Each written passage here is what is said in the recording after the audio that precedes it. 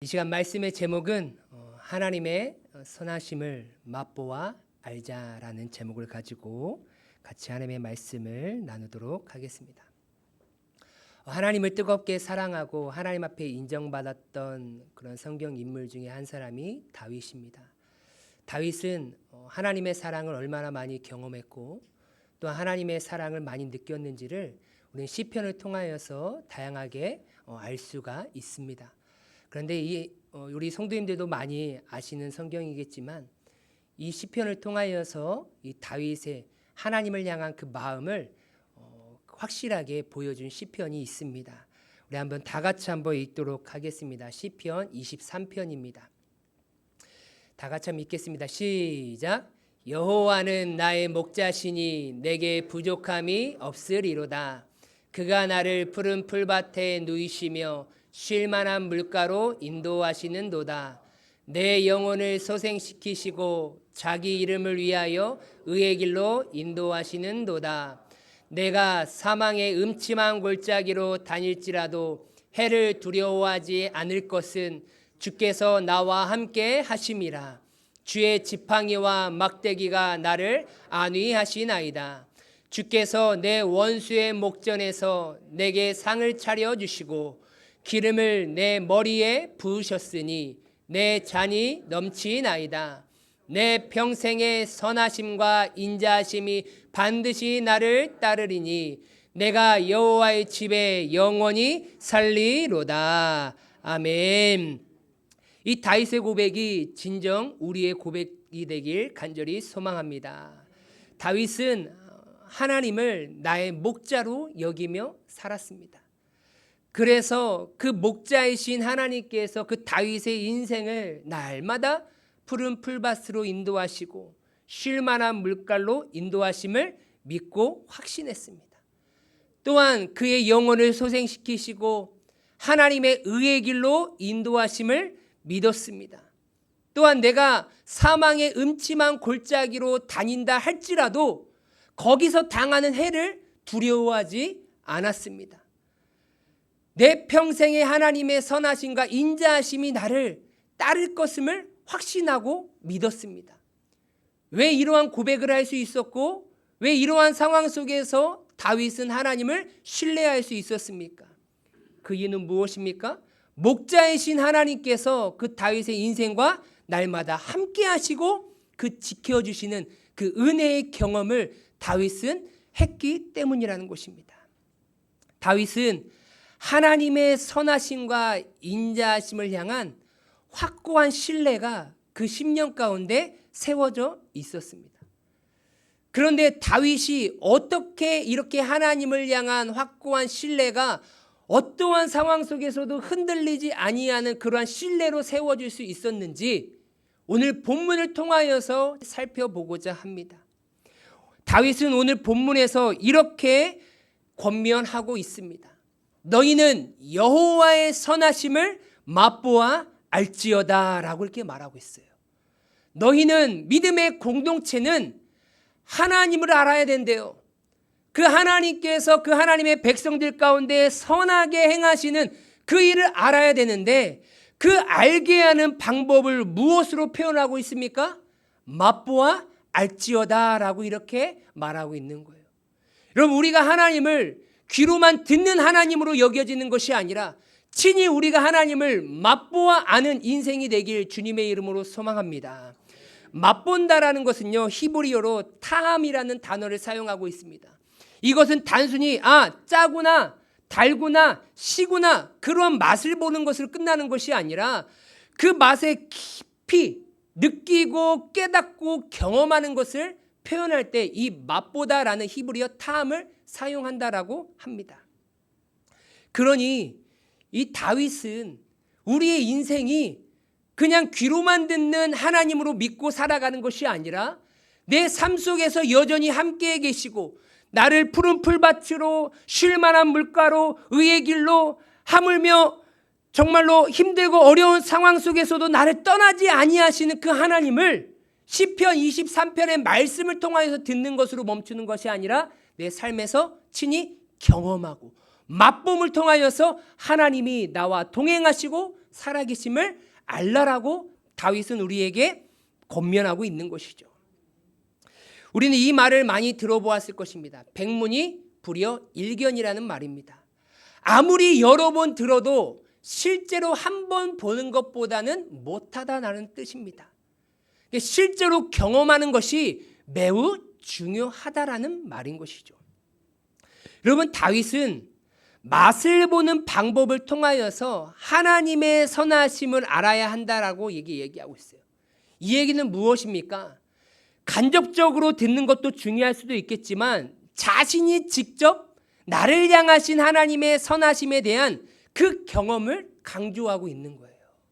내가 예수 믿어 구원받은 것이 너무나 기쁘고 행복하지만 그것이 나만 기쁘고 경험하고 나만 행복한 것이 아니라 다른 사람들도 예수를 만나 구원받은 그 기쁨과 감격을 누리며 살아가야만이 같은 감정을 소유할 수 있고 같이 손잡고 하나님의 영광을 위해서 달려갈 수 있다는 거예요. 나는 경험했지만 내 옆 사람은 경험하지 못하면요, 한두 번은 갈 수 있어요. 그렇지만 어느 한순간에 식상해져 버립니다. 희미해져 버려요. 알 수 없게 됩니다. 왜요? 맛보아 알지 못했기 때문이라는 것이죠. 단순히 우리가 하나님을 아는 지식을 넘어서서 하나님께서 우리에게 행하신 그 선하심을 직접 경험하라는 것입니다. 우리가 듣기만 하다가 맛을 보는 경험을 통해 알게 될 때는요, 그때 하는 그 경험은 지금까지 내가 알고 있던 단순한 지식을 뛰어넘어서 정말로 확고하고 변함없는 지식으로 자리 잡게 됩니다. 그리고 우리의 마음과 영혼에 깊이 스며들게 되어서 그 어떠한 상황 속에서도 흔들리지 아니하는 확고한 신뢰로 바로잡게 된다는 것입니다. 그 어떠한 이론이나 가르침을 통하여서 얻을 수 없는 체험적 신앙이라는 것이죠. 우리는 흔히 인생을 살아가면서 힘들고 고달프고 어려운 일들을 많이 겪게 됩니다.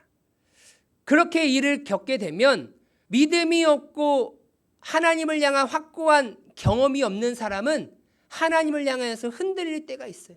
아니, 시편 23편을 통하여서 나와 함께 하신 하나님은 나를 푸른 풀밭으로 누이신다라고 약속하셨고, 또한 쉴만한 물가로 인도하신다라고 약속하셨고, 내 영혼을 소생시키시고 의의 길로 인도하신 하나님이시다라고 얘기했는데 그 하나님은 도대체 어디 계신 거야?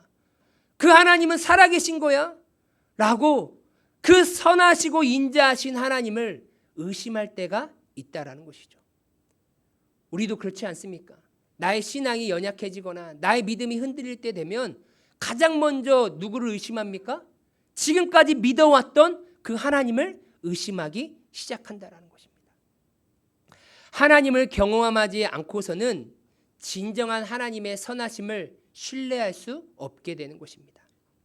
여러분, 사람이 직접적인 경험과 간접적인 경험은요, 엄청난 큰 차이를 나타나게 됩니다. 오늘 이 한 영상을 제가 보여드릴 텐데요. 이 영상은 인도네시아에서 태어나서 또 그곳에서 자란 인도네시아 사람이 처음으로 한국에 와가지고 무엇을 보냐면요, 하늘에서 내리는 눈을 보는 장면입니다. 한번 보도록 하겠습니다. 예쁘지? 진짜 예쁘다.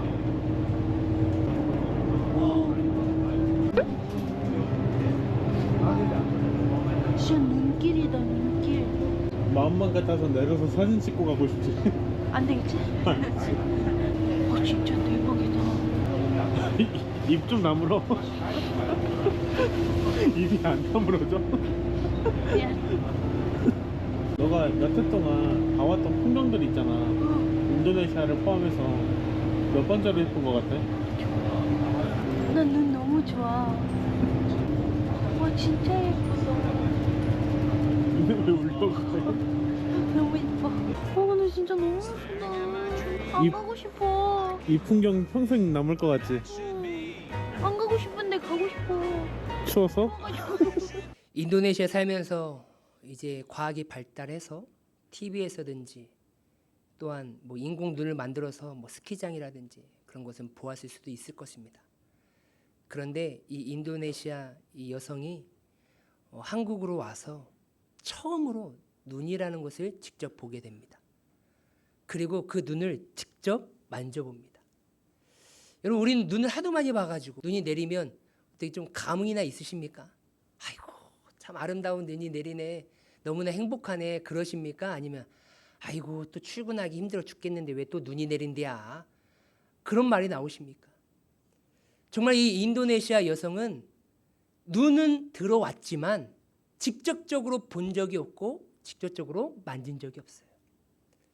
그 모든 광경들 하나하나가 너무나 아름답고 너무나 이쁘다라고 감탄사가 연발이 나옵니다. 여러분, 간접적으로 들었을 때와 직접적으로 내가 경험할 때 느끼는 것은요, 천지 차이입니다. 여러분, 이런 경험을 하기 위해서는요, 해야 될 것이 무엇인지 아십니까? 반드시 행동을 해야 된다는 거예요. 실행으로 옮겨야 된다는 거예요. 하얀 눈을 보기 위해서는요, 눈이 내리는 그곳에 가야 돼요. 인도네시아에서 눈이 내리는 한국에 오지 않았다면 귀로는 듣고 TV나 유튜브 영상으로는 눈을 많이 봤을지는 모르겠지만 직접 보고 만지는 그런 경험을 하지는 못했을 거라는 것입니다. 이처럼 자신이 직접 경험하는 것은 매우 중요합니다.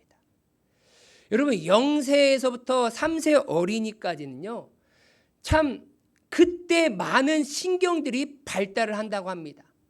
그래서 그때 어린 아이들에게 무슨 교육을 해야 되냐면요, 지식 교육이 아니라요, 오감 교육을 해야 된다고 합니다. 오감 교육이 무엇입니까?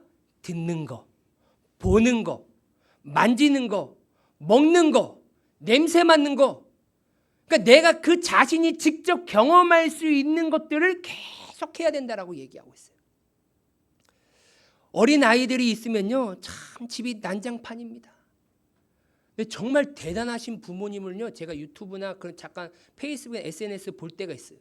저는 지금까지 딸 넷을 키워보면서 그렇게 해본 적은 없습니다. 어떻게 하느냐? 자기 집 거실에다가 방수포를 깔아가지고 거기에서 뭐 아이들이 모래나 아니면 막 흐트러지는 거를 막 다 어지럽히지 하는 것들을 거기다 깔아놔요. 그러면서 그 자녀들이 거기서 재미있게 만지고 놀고 뒤지고. 거실은 난장판이에요. 저는 상상을 못할 일을 그렇게 하는 부모님들이 있어요. 왜 그렇게 할까요? 그들의 감각을 깨워야 되기 때문이라는 거예요. 그래서 이 0세, 3세에서 두뇌의 모든 영역이 잘 발달할 수 있도록 자극을 시켜줘야 된다고 얘기합니다. 그러니까 어린아이들이 이것저것 만지는 게 이상한 게 아니에요. 그런 걸 만짐을 통하여서 경험하게 되는 것이고 터득하게 되는 것이죠. 이처럼 직접적인 경험이라는 것이 매우 중요하다는 것입니다. 이제 오늘 우리 목포 온누리교회에서 첫 단기 선교를 가게 됩니다. 저는 매년 우리 교회에서 단기 선교를 가고자 하는 그런 계획을 삼고 있습니다. 그 이유는 무엇입니까? 단 하나입니다. 하나님께서 우리에게 행하시는 그 선하심을 맛볼 수 있는 그 기회와 경험을 주기 위함입니다. 여러분, 우리 한국교회는요, 선교 대국이라 불려왔습니다. 어찌 보면 지금도 선교 한국이라고 이렇게 불려오고 있습니다. 그래서 미국 다음으로 많은 선교사를 파송한 나라가 바로 우리 대한민국이라는 거예요. 지금도 약 한 2만 2천 명 이상의 선교사님들이 전 세계적으로 각각 흩어져서 하나님의 복음을 전하고 계십니다. 하지만 지금은 그 어느 때보다 심각한 위기다라고 이렇게 말하고 있습니다. 현재 선교사의 65% 이상이 나이가 50대 이상이라고 합니다. 50대도 많지 않고 60대, 70대 분들이 정말 많다라고 얘기합니다. 선교사님들 중에 30대는 7%, 20대는 1% 미만이라고 합니다. 그래서 선교사님들의 평균 연령이 지금 매년 증가하고 있고 2022년도에 선교사님들의 평균 연령이 50대 중후반이라고 얘기합니다. 이 추세라면 10년 후라면 절반 이상의 선교사님들이 다 어떻게 해요? 은퇴할 때가 된다라는 것이죠. 문제는 무엇입니까? 은퇴하신 선교사님들을 이어서 그 자리에 채워서 선교하실 선교사님들이 지금 부족하다라는 거예요. 그래서 과거에는 선교사님들이 모여서 우리가 어떻게 이 나라에서 하나님의 복음을 전할까 선교 전략 회의를 많이 했다라고 합니다. 그런데 오늘날에는 그러한 선교 전략 회의를 할 수가 없대요. 왜요? 선교사님들이 많이 사라지고 있다라는 거예요. 없다라는 것입니다. 젊은 선교사님들은 점점 사라져가고 나이 든 선교사님들은 이제 은퇴를 하거나 은퇴를 준비하고 있는 상황이다라는 것입니다. 여러분, 한때 우리 한국 교회는요, 교회에서 어떤 목적을 가지고 있냐면요, 목회자를 어떻게 해요? 배출하는 목적, 선교사를 세우는 것이 진정한 교회의 어찌 보면 목적이었습니다. 그래서 어떻게 해서든지 신학생이 나오면 교회에서 전폭적으로 지원해줘가지고 장학금도 주면서 학교 다니는데 어려움이 없도록 전폭적으로 다 지원해줬습니다. 선교사님이 계시면 선교사 가서 잘 활동하실 수 있도록 교회에서 지원해주고 후원해주는 그런 교회들이 많이 있었습니다. 그런데 지금 어떻습니까? 한국 교회가 목회자를 배출하거나 또한 선교사를 세우려고 하는 그런 교회들이 많이 사라져 가고 있다는 것입니다. 저희 아버지가 담임했었던 그 교회에서는요, 저를 포함해서 지금 보니까 7명이 목회자가 나왔어요. 참 그런 것을 보았을 때 너무나 참 감사하다라고 얘기하고 있어요. 그래서 저희 아버지는 신학생이 딱 나오면 먼저 그 자기 본인 교회에서 사역하게끔 만들어요. 왜요? 다른 교회 가서 하면 실수하고 힘들 수도 있으니까 이 교회에서 먼저 전도사 사역을 하라는 거예요. 그래서 신학교 장학금 다 주면서 정말로 목회를 하는 데 있어서 어려움이 없도록 교회에서 전폭적으로 지원해 주는 것을 저는 몸소 보았습니다. 이처럼 교회는 목회자를 양성하는 곳이 되어야 되는 것이고 또한 선교사를 파송해야 되는 그곳이 교회가 되어야 되는 것입니다. 그래서 많은 젊은이들에게 한때 가장 가치 있는 꿈이 무엇이었습니까? 목회자이기도 했고 선교사이기도 했습니다. 하나님 나라를 위해 헌신하는 삶이 자신의 인생에서 가장 뜨거운 도전이었다라는 그러한 믿음의 고백을 하는 분들도 많이 나왔었습니다. 그런데 지금은 내 자녀가 목회나 선교를 한다고 하면 그다지 호의적이지 않습니다. 야, 많고 많은 것들 중에 왜 굳이 선교를 나가려고 하니? 왜 목회를 하려고 하니? 좀 더 기도해봐라. 좀 더 생각해봐라.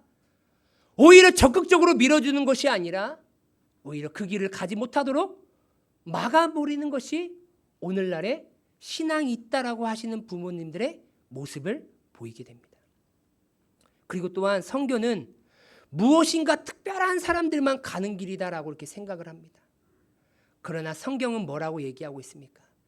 예수를 믿고 구원받는 모든 사람들은 열방을 향한 하나님의 부르심을 받은 자들이라고 이렇게 부르고 있는 것이죠. 그것을 한 단어로 표현하면 무엇입니까? 예수 그리스도의 증인이다라는 것이죠. 예수를 믿는, 예수를 아는 자가 세상에서 복음을 전하는 증인이 우리의 모습인 줄 믿습니다. 우리가 어디로 가서 복음을 전하느냐는 나의 결정에 있는 것이 아니에요.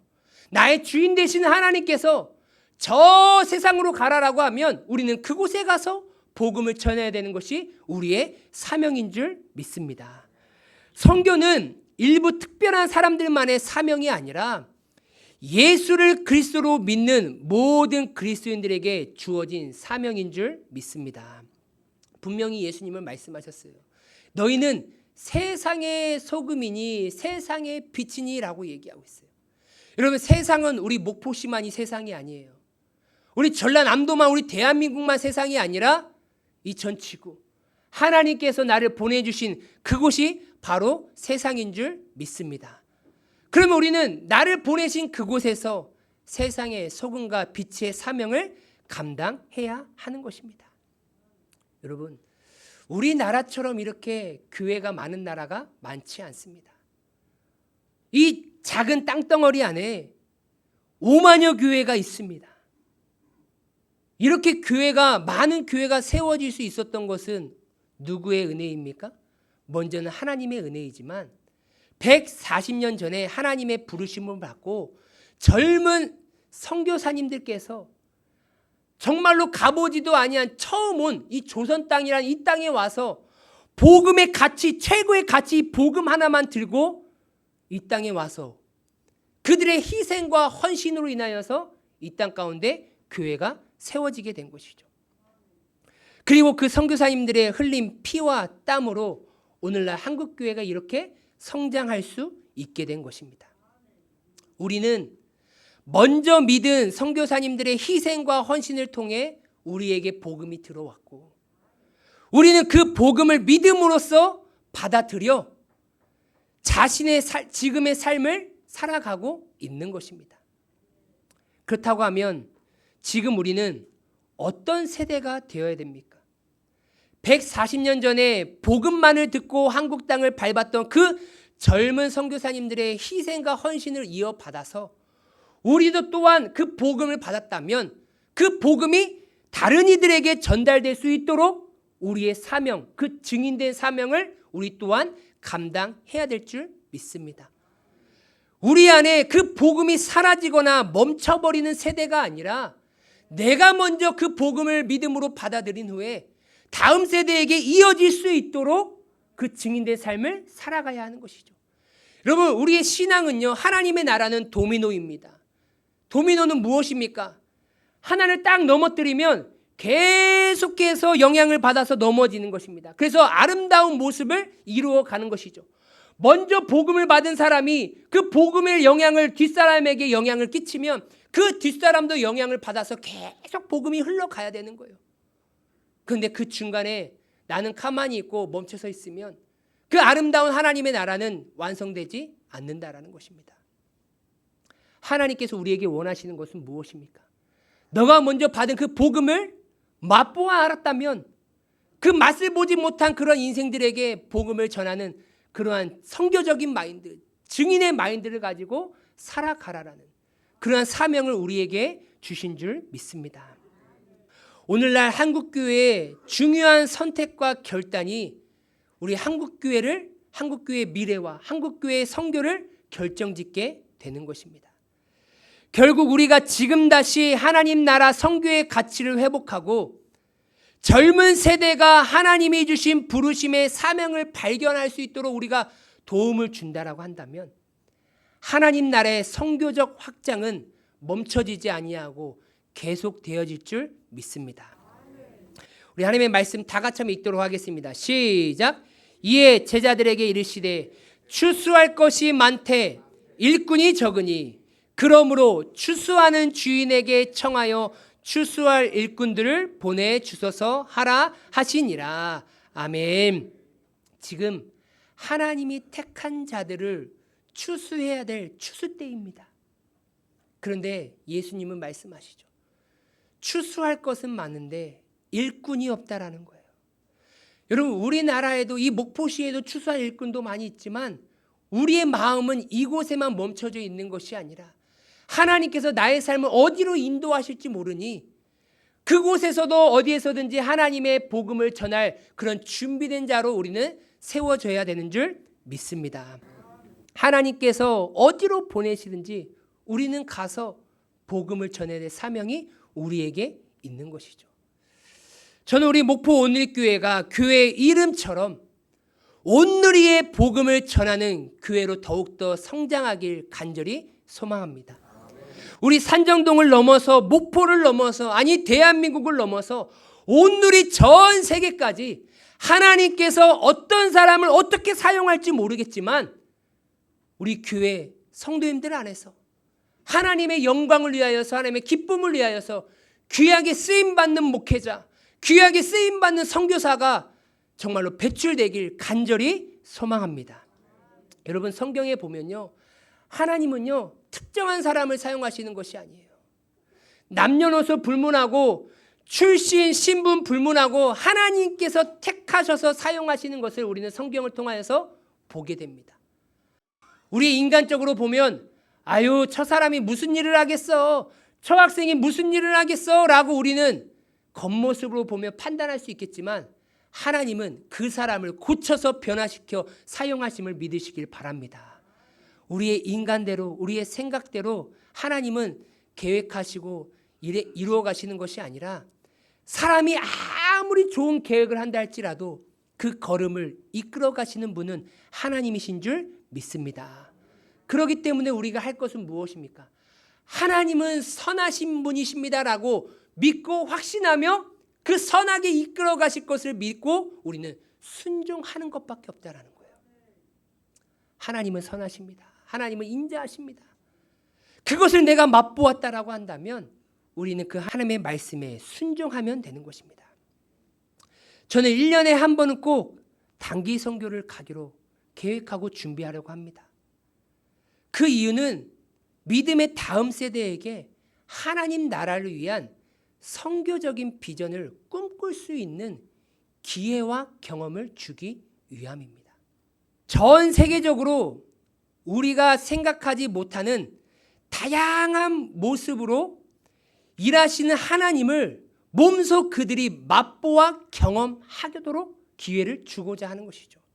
선교적 비전을 꿈꿀 수 있는 기회를 가질 때, 그 선교적 마인드를 경험할 때 그 인생이 언제 어떻게 변화될지 모릅니다. 이번에 함께 가시는 분 중에 우리 74세 되시는 김경순 권사님도 함께 가십니다. 그런데 김경순 권사님은 74년 동안 단 한 번도 해외를 나가신 적이 없습니다. 이번 단기 선교가 첫 선교이자 첫 해외를 나가시는 것입니다. 그리고 말씀 도중에 목포 주변 외에는 거의 나가신 적이 없다라고 하십니다. 그래서 제가 말씀드렸어요. 권사님, 지금 그래도 허리도 고주시고 걸어 다니시기에도 불편함이 없으시니까 이렇게 기회 있을 때, 건강하실 때 한번 선교 한번 같이 가시죠 라고 제가 부탁을 드렸어요.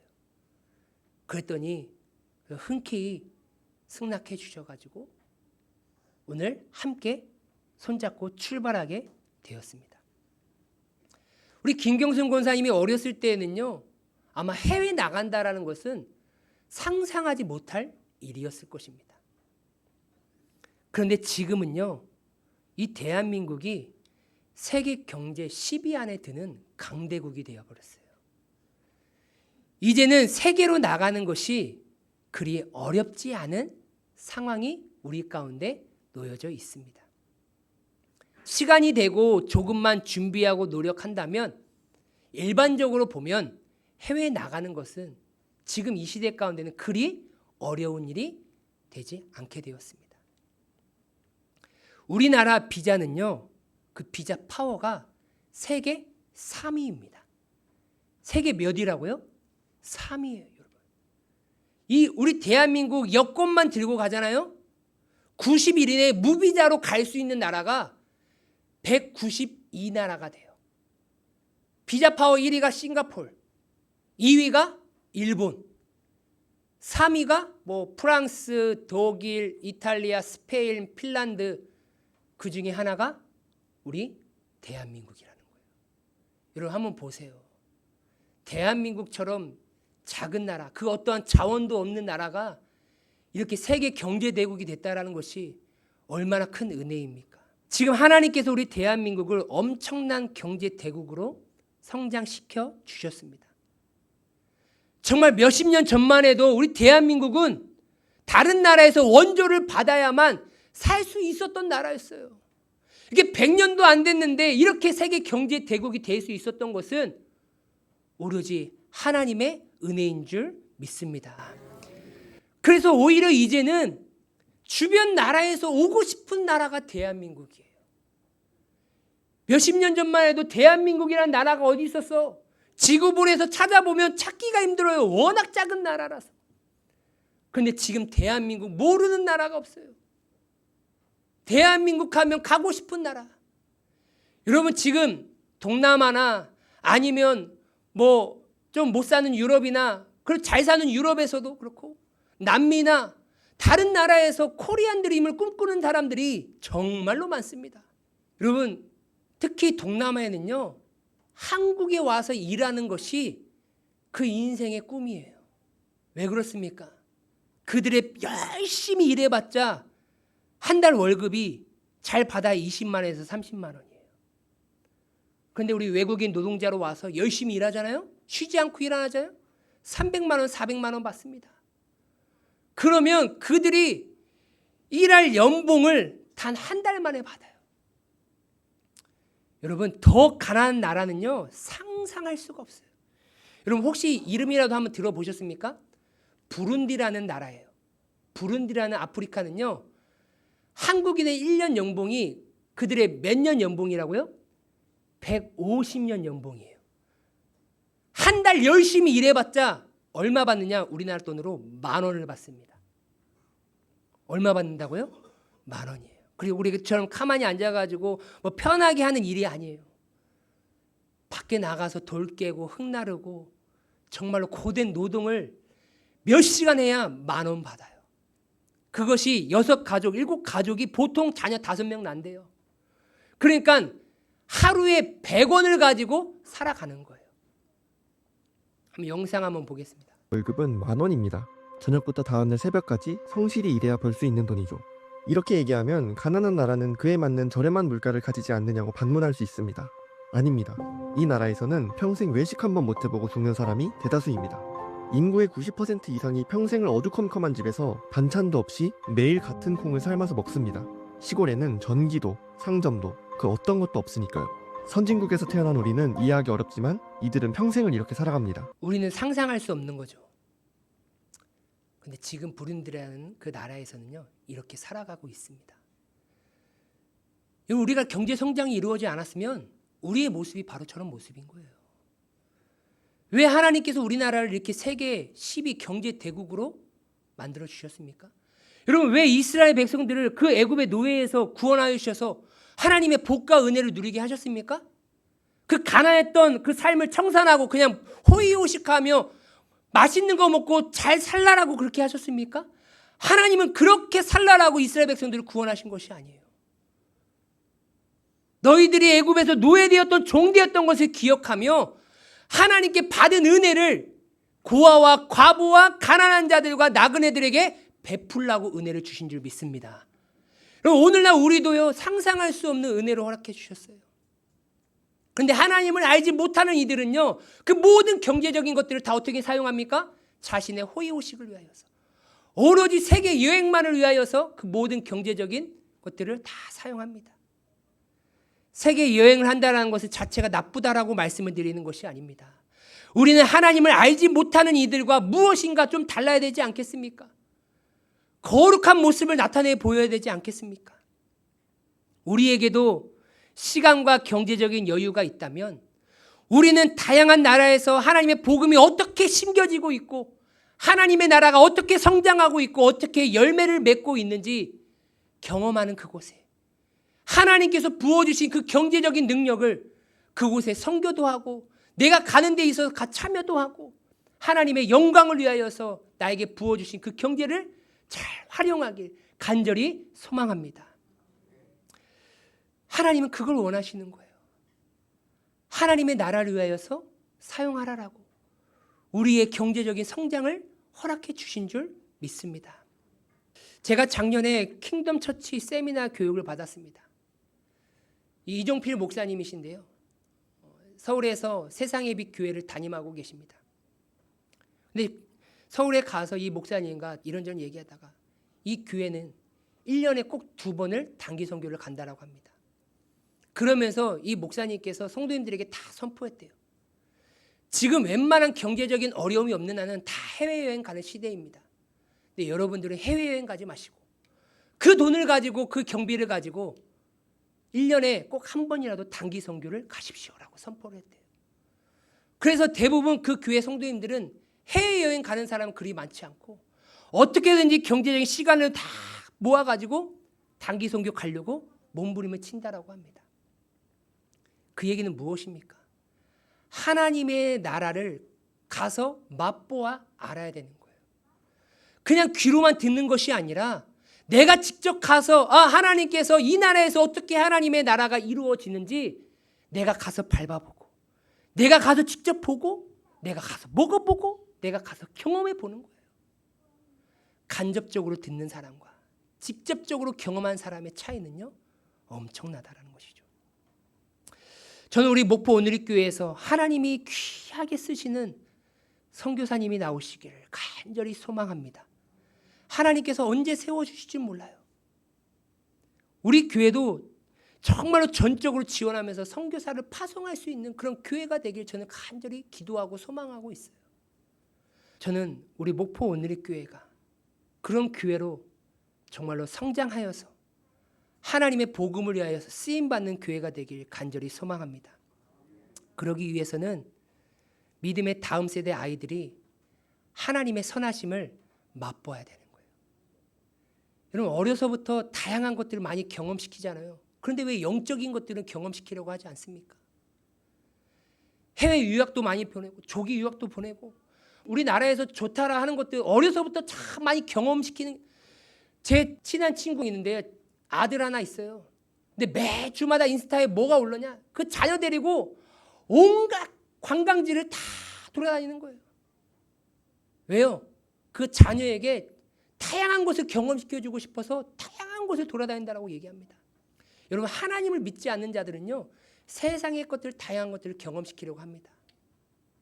여러분, 우리도 내 자녀, 내가 못 가면 내 손자라도 보내려고 할머니, 할아버지 좀 보내주십시오. 힘써 주십시오. 내가 못 가니까 그냥 모든 생각들을 다 덮어놓지 마시고 내 자녀라 생각하고 우리 오늘의 교회 다음 세대가 하나님의 비전을 품을 수 있는, 맛을 볼 수 있는 기회를 줄 수 있도록 힘써 주시길 간절히 소망합니다. 그래서 제가 올해부터 선교 헌금을 작정해달라고 부탁을 드렸습니다. 이 헌금은 다른 곳에 쓰지 않습니다. 초중고 대학생들 하나님의 나라의 맛을 볼 수 있도록 가는 데 있어서 조금이나마 물질적으로 도와주기 위해서 지금 모으고 있습니다. 우리 성도님들께서 많이 협력해 주셔서 지금 많이 모여지고 있습니다. 많이 힘써 주시기 바랍니다. 많은 학생들이 같이 함께 갈 수 있는 기회와 경험을 쌓을 수 있는 그런 도움을 줄 수 있도록 많이 도와주시기 바랍니다. 짧은 시간을 갔다 오는 경험일지라도 하나님은 그 경험을 귀하게 사용하시며 우리가 보지 못한 하나님의 일하심을 맛보아 알게 되는 줄 믿습니다. 하나님의 선하심을 맛본 자는 결코 어떠한 상황 속에서도 하나님을 떠나지 아니하고 하나님을 신뢰하게 되는 줄 믿습니다. 다윗은 그랬다는 거예요. 하나님의 선하심을 맛보아 알았기 때문에 우리에게 그것을 권면하는 것입니다. 말씀을 마무리합니다. 이 자리에서 예배하는 모든 성도님들께서도 하나님의 선하심을 맛보아 아시고 어떠한 상황 속에서도 흔들리지 마시고 하나님의 영광만을 위해 있는 자리에서 믿음으로 담대하게 살아가시길 주님의 이름으로 소망합니다.